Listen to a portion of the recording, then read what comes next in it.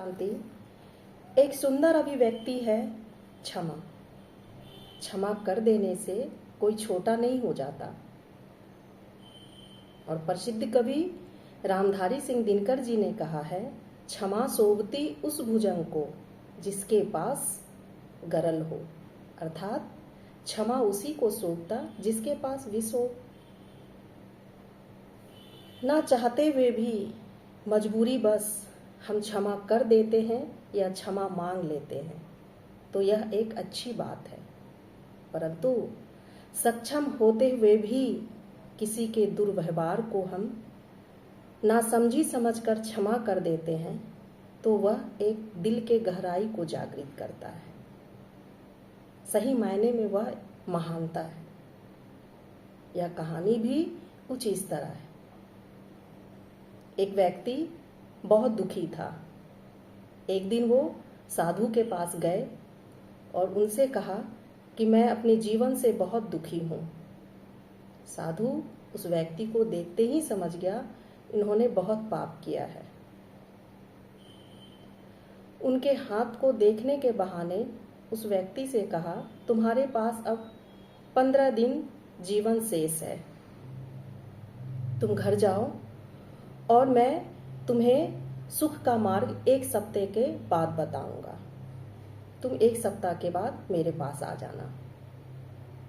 वो व्यक्ति उस साधु के पास से अपने घर को चल देता है। रास्ते जाते जाते वो सोचता है, जब इस दुनिया से जाना ही है तो जिनको मैंने परेशान किया है, तंग किया है, उससे मैं माफी मांग लूंगा। धन की जो भी मैंने जिससे मैंने लिया है या फिर जिसका कर्ज है, मैं उसे दे दूंगा।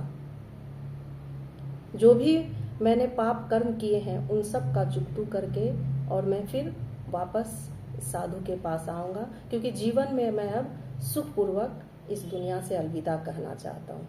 यह सोचते हुए वह अपने घर गया और सारा काम निपटाकर वो साधु के पास 1 सप्ताह के बाद पहुंचा। साधु से वो कहता है कि महाराज अब बताइए, क्योंकि मैं अब बहुत सुखी हूँ, मैं बहुत प्रसन्न हूँ, क्योंकि यह जीवन अब समाप्त होने ही वाला है, तो मैं सारे पाप कर्म को खत्म करके आया हूँ। तो साधु कहता है, बस ये जीवन का सुख मंत्र है, बस ये सुखी जीवन का मंत्र है।